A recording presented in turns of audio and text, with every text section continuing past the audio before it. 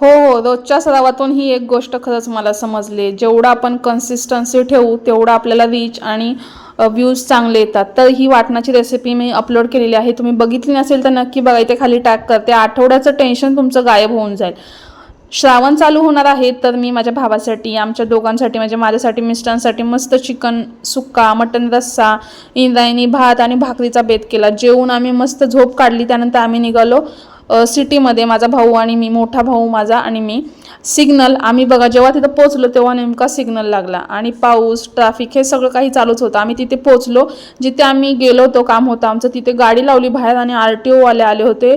नशीब आम्हाला कळलं की बाहेर RTO वाले आलेत आणि माझा भाऊ लगेच पोहोचला, नाही तर आमची गाडी होतीच आता RTOच्या गाडीच्या आतमध्ये. वाटच लागली असती चांगली. काम झालं आमचं तिथलं, लगे निघालो आम्ही. आलो आमच्या नियर घराजवळ. इथे मस्त असं मुक्ताईचं मूग भजी, त्यानंतर वडापाव घेतला. खूप छान असतो यांचा वडापाव, मूग भजी, बाकी सगळे प्लेट्स छान असतात यांच्या. आम्हाला तर खूप आवडतात. तेल पण चांगलं वापरतात. घरी आल्यावर आमच्या शेजारीना वाढदिवस होता एका मुलीचा, जी की 5 वर्षाची झाली.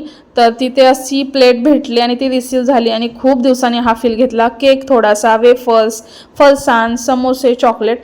त्यानंतर मी संध्याकाळी केस विंचरायला घेतले. तेल लावते मी, ज्या दिवशी डोकं धुते त्या दिवशी खूप शांत झोप लागते. मसाज करायचा आणि आज माझी मम्मी नव्हती मला मसाज करायला, काय करणार, मी स्वतःच केला आणि मस्त असं वाटतं.